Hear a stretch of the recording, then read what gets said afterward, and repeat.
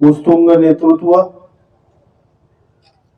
भल्या पहाटेपासून ज्यांचा कामाचा दिवस सुरू व्हायचा, अतिशय निर्णयक्षम असणारे हे नेतृत्व, उभ्या महाराष्ट्राचा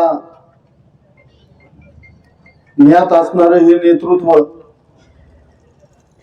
तळहातावरच्या रेषा आपण जितक्या सहजतेने पाहतो तितक्या सहजतेने उभा महाराष्ट्र पाहणारा हा नेता अजितदादा अपघातानं आपल्यातून हिरावून घेतले. पहिल्यांदा या शिरूर बारामती लोकसभा मतदारसंघामधून दादांनी लोकसभेची उमेदवारीसाठी अर्ज दाखल केला. तेव्हापासून अजितदादांचे आलेले जवळचे संबंध आणि आज तागायत राज्याचे उपमुख्यमंत्री म्हणून काम करत असताना या भागातील प्रश्नासाठी सातत्यानं त्यांच्याशी संपर्क यायचा आणि ज्या ज्या वेळेस कामासाठी त्यांच्याकडे गेलो त्यावेळेस अतिशय तडकाफडकी निर्णय घेऊन काम मार्गी लावण्याची असणारी त्यांची कसब ही जवळून पाहिलेली आहे.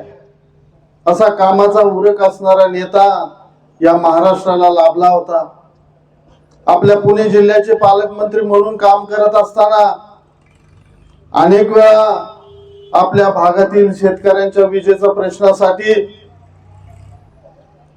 डीपी बसवण्यासाठी एमएससीबी कडे अपुरा असलेला निधी दादांनी अनेक वेळा जिल्हा नियोजन मधून निधी दिला, इतर कामांसाठी निधी दिला. असे या भागाच्या विकासासाठी ज्या ज्या वेळेस त्यांच्याकडे जाण्याचा योग आला त्यावेळेस निश्चितपणानं त्यांनी शब्द खाली पडू दिलेला नाही. आणि हे या भागापुरतं नव्हे तर उभ्या महाराष्ट्राला माहीत असणारे हे नेतृत्व आदरणीय शरदचंद्रजी पवार साहेबांच्या 1967 सालापासून आदरणीय पोपटरावजी गावडे साहेबांचे आलेले जवळचे संबंध, त्यानंतरच्या काळामध्ये अजितदादांचे आलेले जवळचे संबंध, सुप्रियाताई सुळेंशी असणारे जवळचे संबंध हे निश्चित आपल्या भागांना सर्वांना ज्ञात आहे. आज जरी आपली भूमिका वेगळी असली परंतु पवार कुटुंबाचं आणि गावडे कुटुंबाचं अनेक वर्षाचं असणारं नातं हे आपल्या सगळ्यांना ज्ञात आहे.